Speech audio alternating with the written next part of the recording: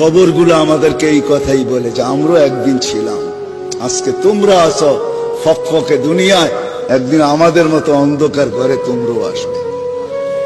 কবির কথাই সত্য, মিলে খাক মে আহলে শাহ कैसे कैसे, জমি খা গই নওজোয়ান कैसे कैसे। কত বাদশাহী তো মাটির নিচে শেষ হয়ে গেল, কত জমিনই তো কত যুবককে অস্তিত্বহীন করে দিল। এটাই সত্য।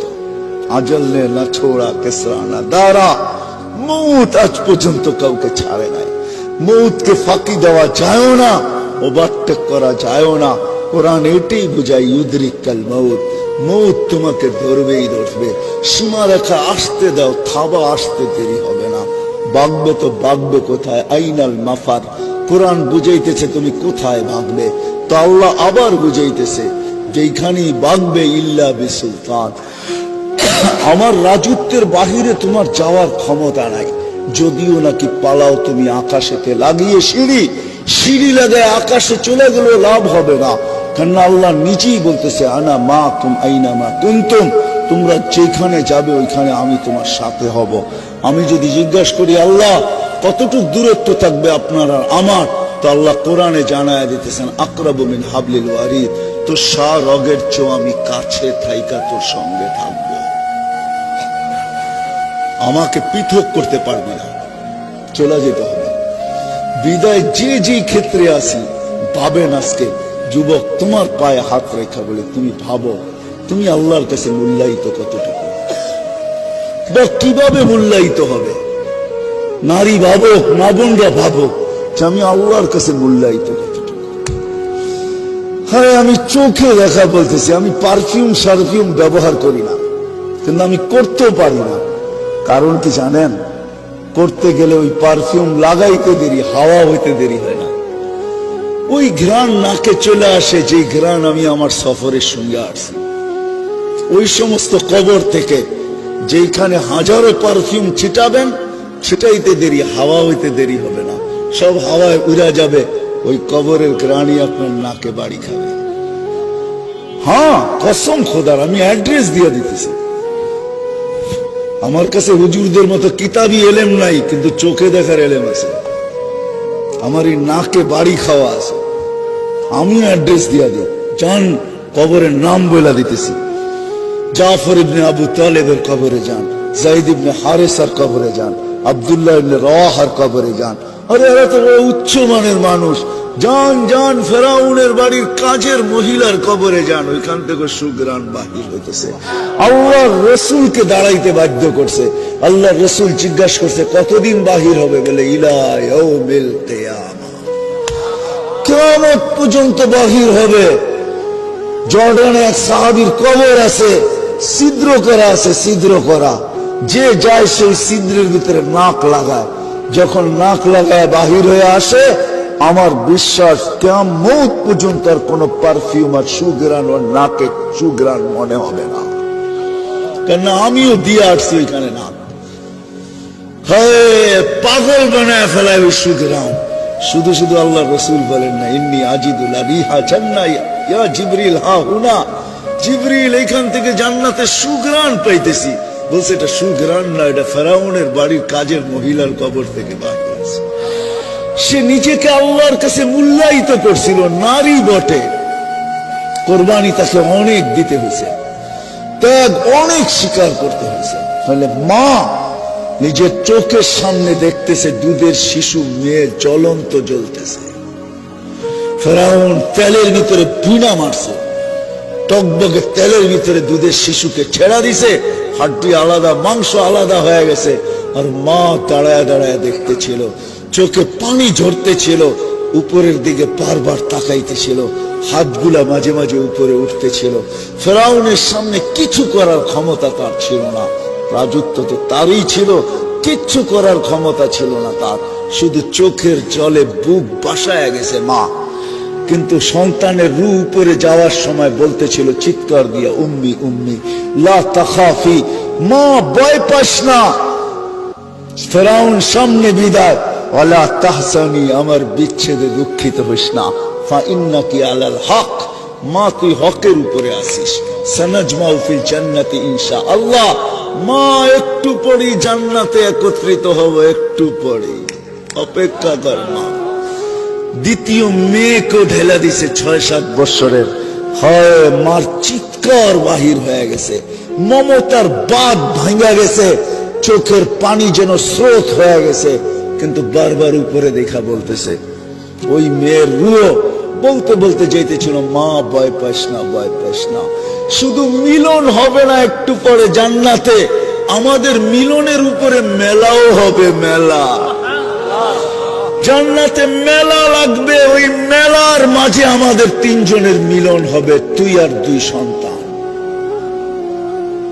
যখন তার বাড়ি আসছে, পালা আসছে, তো ফেরাউন বলছে, উপরে কি বলতেছিস, কাকে বলতেছিস? আমি তো বড় খোদা। তো বলছে, না, ওই আল্লাহকে বলতেছি, তুমি নারাজ হয়ে না। এরকম ফেরাউন কুঠি নারাজ হয়ে যায়, আমার কিছু আসে যায় না, কিন্তু তুমি নারাজ হয়েও না। তুমি নারাজ হয়ে গেলে দুনিয়াও যাবে, আখিরাতও যাবে। বিদায়রম ফেরাউন কুঠি নারাজ হয়, আমার কিছু আসে যায় না। বলছে, কোনো আশা? বলে, একটা যদি পুরা করিস। বলে, সেটা কি? বলে, আমারও রু যখন বাহির হয়ে যাবে, 2 সন্তান আমার হাড্ডি মাংস এক কবরে দিয়া দিবি। বলছে, তাই করা হবে, আর তাই করা হয়েছে। আজও সুগ্রাণ বাহির হয়। যান যান, এখনো চিহ্নিত আছে, আপনাকে আমি অ্যাড্রেস দেই, যান, আপনি যে সঙ্গে আসেন। আমি তো বাস্তব বলতেছি আপনাদেরকে, অবাস্তব কিছু না, গড়া কাহিনী না। সুগ্রাণ এখনো বাহির। বিদায় যুবক, তোমার পায়ে হাত রেখা বলি, ভাবো একটু যে আমি আল্লাহর কাছে মূল্যায়িত কতটুকু। মা বোনদেরকে বলি, একটু ভাবেন যে আমি আল্লাহর কাছে কতটুকু মূল্যায়িত। আপনাদের পায়ে হাত রেখা বলি, একটু ভাবেন যে আমি আল্লাহর কাছে কতটুকু মূল্যায়িত, আল্লাহর কাছে কতটুকু দামি। হয় পরিচয় একদিন হবে, পরিচয় একদিন করানো হবে, কিন্তু মজা তো হয় পরিচিতি আগে হলে। পরিচয় যদি আগে হয়, সেটার মজাই ভিন্ন। বুঝবেন কি বুঝবেন না জানি না। পরিচয় যদি আগে থাকে, আগের থেকে থাকে, আর অন্য কেউ যদি পরিচয় করায় দেয়, চিনেন ওনাকে, তো 2জনই 2জনকে দেখা মুস্কি মুস্কি হাসে, ঠিক না? কি, ওটার মজাই ভিন্ন। যে পরিচয় করায় দিতেছে, ও বেউকুফ হয়ে যায়। আরে, কারে পরিচয় করায় দিতেছি, তো ওটাও হাসে, এটাও হাসে, মনে হয় 2টা আগের থেকেই পরিচিত। আল্লাহকে কিন্তু পরিচয় করায় দেওয়া হবে। কোরআনে যাইতে দেরি, জিজ্ঞাসা করতে দেরি করবে না, মান রব্বুকা। আগের থেকে যদি যুবক পরিচিত হও না, তুমি এই শব্দ প্রশ্ন শুই না, তুমিও হাসবে, আর ওই সময় আল্লাহর হাসির ঝলকও কবরে আসবে। যে প্রশ্ন করবে সে বেউকুফ হবে, সে বলবে, ঝলক তো আসলো, এও তো দেখি হাসে, কারণটা কি? তখনই প্রবাদ বাক্য সত্য হবে। মার কাছে মাসির বাড়ির গল্প, তাই না? তা আল্লাহ বলবে, বন্দাকে চিনি, বন্দাও বলবে, আল্লাহকে চিনি। কারে চিনাও? যখন আল্লাহ রসুলকে দেখায় জিজ্ঞাসা করবে, মান হুয়া হাদার রাজুল বুইসা ফিকুম, ইনি কে, চিনো? তো রসুলও হাসবে, আমিও হাসবো, কেননা পরিচয় আগের থেকেই। ওই দিন মজাই ভিন্ন হবে। ওদিন আরে বোঝেন আমার কথা? আরে যুবক, ওই দিন মজাই ভিন্ন হবে, যখন রসুল তোমাকে দেখে হাসবে, আর তুমিও হাসবে। ফেরেশতা জিজ্ঞাসা করবে, চিনো? তো 2 দিক থেকে হাসির ঝলক চলতে থাকবে। ফেরেশতা বেউকুফ হয়ে যাবে, কাকে কি জিজ্ঞাসা করলাম। এটার মজাই ভিন্ন, আগে থেকে পরিচিত হওয়ার মজাই ভিন্ন। হ্যাঁ হ্যাঁ, এই জন্যই বারবার এক কথা বলতেছি, বাবা উচিত, যুবকেরও বাবা উচিত, আমাদেরও বাবা উচিত, মা বোনদেরও বাবা উচিত। আল্লাহর কাছে মূল্যায়িত কতটুকু, কেননা উনি আমার মালিক, উনার কাছেই আমাকে যেতে হবে, ফাঁকি দেওয়ার কোনো রাস্তা নাই। উনি আমাকে এখন পরিচালনা করতেছেন। শুরুতেই আমি বলছি, আযকুরুকা ওয়া লা তানসানি। আল্লাহ চিৎকার দিয়া বলতেছে, 24 ঘন্টা তোকে সুরক্ষিত করি, যদিও তুই আমাকে ভুলা থাকিস। 24 ঘন্টা। তাইলে এই হাদিসও শুনে দেই, আলা কুল্লা ইয়াউমিন আল বাহরু ইয়াহতা, আলা কুল্লা ইয়াউমিন ওয়াল আরদু তাস্তাযিনু রাব্বা। প্রতিদিন সমুদ্র বলে, আল্লাহ অনুমতি দেন না। শুধু আমাদের কানে ধ্বনি দেয় না, আল্লাহর কাছে অনুমতি হচ্ছে, আল্লাহ অনুমতি দেন না। কি করবে? আন আবতালিয়া ইবনা আদম ফি বাতনি, আমি এদেরকে পেটে নিয়ে আনিব, পেটে। আল্লাহ জিজ্ঞেস করে এত রাগ কেন? তো সে লজিক আর যুক্তি দেয়, ইলা মাতা আসবির ও ইলা মাতা আতাহাম্মাল, আমি কতদিন সবুর করব, আর এই বোঝা কতদিন উঠায় রাখবো? বোঝা, মানুষের একটা বোঝা তো না, ওয়েট নাই মানুষের।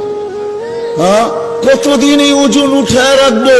আর শুধু তার ওর অস্তিত্বের ওজন না। রাগ হয়েও না যুবক, তোমাদের পায়ে হাত রাখে।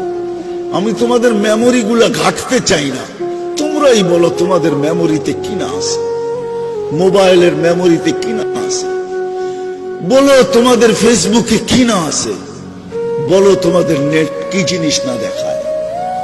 সারা রাত্র নেটে ঘুরতে থাকো, কোনদিন ভাবছো যে আমি দেখতেছি এই সময় যদি মালাকুল মউত আমার বুকে হাত রেখা দেয়? ভাবছো কোনদিন? না, পারে না। না তোমার দরজা ভেদ করতে পারবে না, না তোমার সিসি ক্যামেরার বেষ্টনীকে ফাঁকি দিতে পারবে না। হায় হায় হায় হায়, জমিন বলে একা যদি হইতো তাও হইতো 24 ঘন্টা গুনাহ করে, তাসি লাইলাম ওয়া নাহারা, রাত দিন গুনাহ করে, আর আমি বোঝা উঠায় রাখি। তারপর আমার বুকে ইয়ামশি মারহা, আমার বুকে সিনা টান করে চলে। মাথা নোয়ায় যদি চলতো, লাজুকতার সাথে যদি চলতো, তাওয়াজু যাকে বলে, হায় হায় চুরি চুরি সিনা চুরি, সিনা টান করে চলে। আমি কতদিন সহ্য করব? বলো আমাকে মালিক, বলো বলো, আমাকে অনুমতি দাও, আমি পেটে নিয়ে আনি। যুবক শুধু জমিন বলে না, আলা কুল্লা ইয়াউমিন ওয়াল বাহরু ইস্তাযিনু রাব্বা, প্রতিদিন সমুদ্র বলে আমাকে অনুমতি দেন না, আন উগরিকা ইবনা আদম ফি কারি, ফেরেশতারা বলে আল্লাহ আমি কতদিন পাহারা দেব?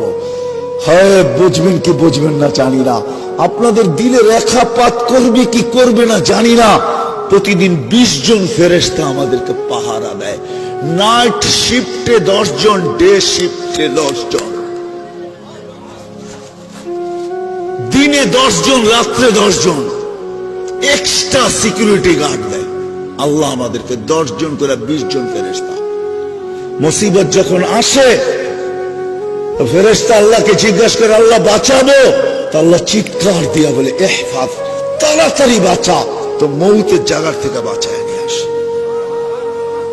হায় হায়, প্রত্যেকের জীবনে এরকম পর্ব হবে যে মৌতের হাত থেকে বাঁচা আসছি, অনেকবার বাঁচা আসছি, এরকম পর্ব কি আমাদের জীবনে হবে না? কে বাঁচায় নিয়ে আসছে?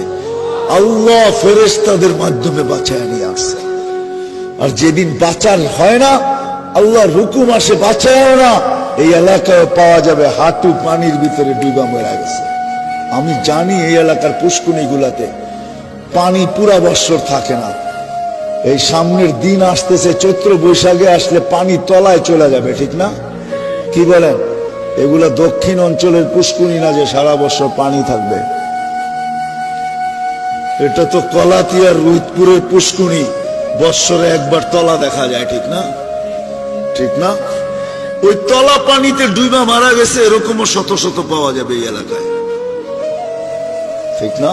ফেরেশতা দিয়ে আল্লাহ সুরক্ষিত করে। ফেরেশতা বলে অনুমতি দেন না আমাদেরকে, কিন্তু সবার কোরবান জাম আল্লাহর উপরে। আল্লাহ তো আল্লাহ, আল্লাহ তো আল্লাহ।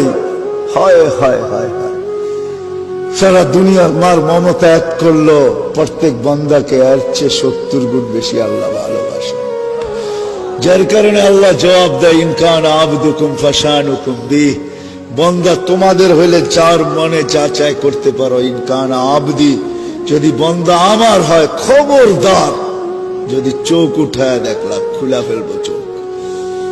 ইন আতানি লাইলান কাবিলতু, ইন আতানি নাহারান কাবিলতু, রাত্রে ফিরে আসলে আমি বুকে জড়ায় নিব, দিনে ফিরে আসলে আমি বুকে জড়ায় নিব। ওমান আদামু মিন্নি জুহদাম ওয়া কারামা, আমার চেয়ে বড় দাতা কেউ নাই। বরং একটু আগে বলছে ইয়াবসুতু ইয়াদাহু লাইলান হাত্তা ইয়াতুবু মাসিআন নাহার। ও যুবক, কেমনে বুঝাবো আমি তোমাদেরকে? দুনিয়ার মানুষগুলা শাস্তির আওতায় আনার জন্য প্রশাসনিক লোকেরা ডেলি